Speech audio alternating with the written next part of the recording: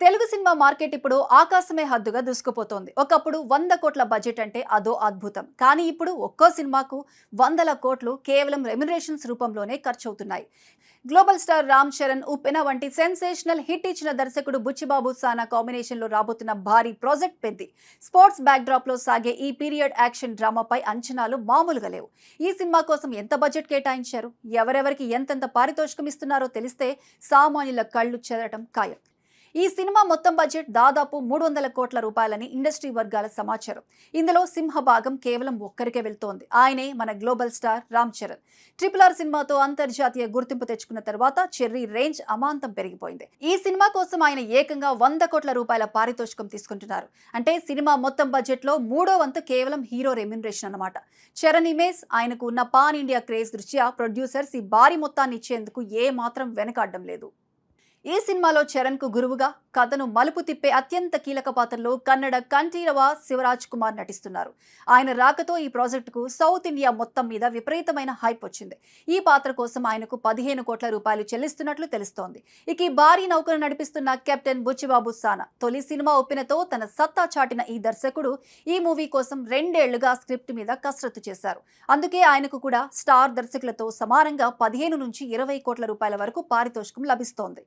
శ్రీదేవి కూతురు జాన్వీ కపూర్ దేవరా సినిమాతో టాలీవుడ్ ఎంట్రీ ఇచ్చి ఇప్పటికే కుర్రకారు మనసు దోచుకుంది. ఇప్పుడు చరణ్ సరసన పల్లెటూరు పిల్లగా కనిపించబోతున్న ఈ భామకు దాదాపు 4 కోట్ల రూపాయల రెమ్యునరేషన్ ఇస్తున్నారట. బాలీవుడ్ లో ఆమె అందుకునే పారితోషికం కంటే ఇది ఎక్కువే అని చెప్పాలి. ఇక విలక్షణ నటుడు జగపతి బాబు మరో కీ రోల్లో కనిపించబోతున్నారు. ఆయనకు 2 కోట్లు. బాలీవుడ్ సీనియర్ నటుడు బొమ్మన్ ఇరానీకి ₹1 కోటి వరకు పారితోషికం అందుతోంది. ఇక మీర్జాపూర్ సిరీస్ ద్వారా పాపులర్ అయిన దివ్యేందు శర్మ ఈ సినిమాతో తెలుగులో ఎంట్రీ ఇస్తున్నారు. ఆయనకు కూడా ₹1 కోటి వరకు ముట్టజెప్పనున్నారట. మన తెలుగు వర్సటైల్ యాక్టర్ రావు రమేష్ ఒక కీలక పాత్ర కోసం 50 లక్షల రూపాయల వరకు అందుకుంటున్నారు. ఇలా ప్రతి పాత్రకు ఆ రంగంలో దిట్టలైన వారినే ఎంపిక చేసుకుని సినిమాను రిచ్ గా ప్లాన్ చేస్తున్నారు. సినిమాకు ప్రాణం పోసే మ్యూజిక్ బాధ్యతలను ఆస్కార్ విజేత ఏఆర్ రెహమాన్ భుజాన వేసుకున్నారు. బుచ్చిబాబు సినిమాల్లో సంగీతానికి ఎంతో ప్రాధాన్యత ఉంటుంది. రెహమాన్ ఈ సినిమాకు దాదాపు ₹5 కోట్ల పారితోషికం తీసుకుంటున్నారని టాక్. సాధారణంగా ఆయన తీసుకునే దానికంటే ఇది కాస్త తక్కువైనా స్టోరీ మీద ఉన్న నమ్మకంతో ఆయన ఈ ప్రాజెక్ట్ ను అంగీకరించినట్లు తెలుస్తోంది. కేవలం పారితోషికాలకే దాదాపు 150 కోట్లకు పైగా ఖర్చు అవుతోంది. మరి మిగిలిన 150 కోట్లు సినిమా నిర్మాణం, సెట్స్, విజువల్ ఎఫెక్ట్స్ కోసం వెచ్చిస్తున్నారు.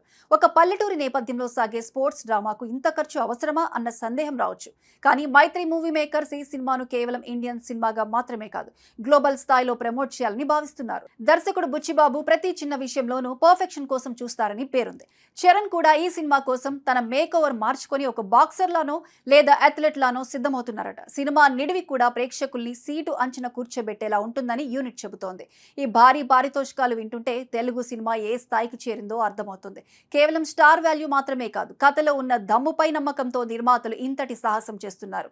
ఈ ఏడాది నాటికి సినిమా ప్రేక్షకుల ముందుకు రానుంది. అప్పుడు ఈ 100 కోట్ల పెట్టుబడి బాక్సాఫీస్ వద్ద 1000 కోట్ల వర్షం కురిపిస్తుందో లేదో చూడాలి. ఏది ఏమైనా పెద్ది మూవీ ఇప్పుడు Tollywood talk of the town గా మారింది.